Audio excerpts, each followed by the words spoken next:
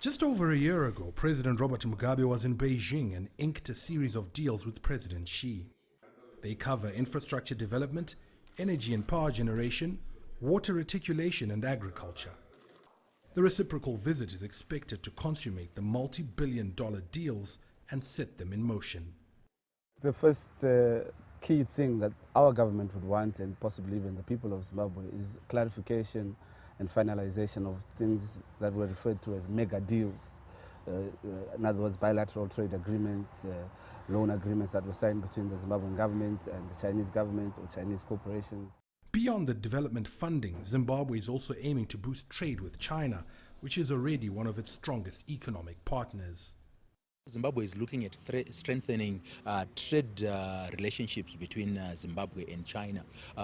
If you notice, the numbers have been growing annually since Zimbabwe seriously engaged China. But also, I think Zimbabwe would also want to see, not just in terms of strengthening the relationships, but also making sure that the relationship is also beneficial to Zimbabwe as a trading partner, and that they are equal partners going forward. Sino-Zimbabwe trade topped $1.2 billion last year, more than double what it was just 5 years ago. Zimbabwe's major exports include tobacco, cotton and chrome. The Southern African country intends to start value addition of its raw materials, which would result in the export of semi-finished and processed commodities. To achieve that, it needs to resuscitate its industries, in desperate need of recapitalization, which has not been possible because Zimbabwe has been locked out of borrowing from international capital markets.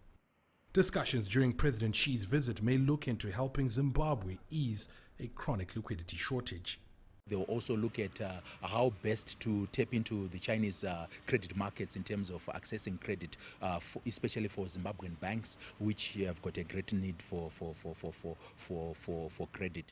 President Robert Mugabe's government is pursuing an ambitious economic recovery plan, Zim Asset, which aims to create at least 2 million jobs, revamp infrastructure, and achieve at least 5% annual economic growth over the next 5 years. That plan requires billions to implement, funds that Zimbabwe hopes could be crucially unlocked during this visit. Farai Mwakutuya, CCTV, Harare, Zimbabwe.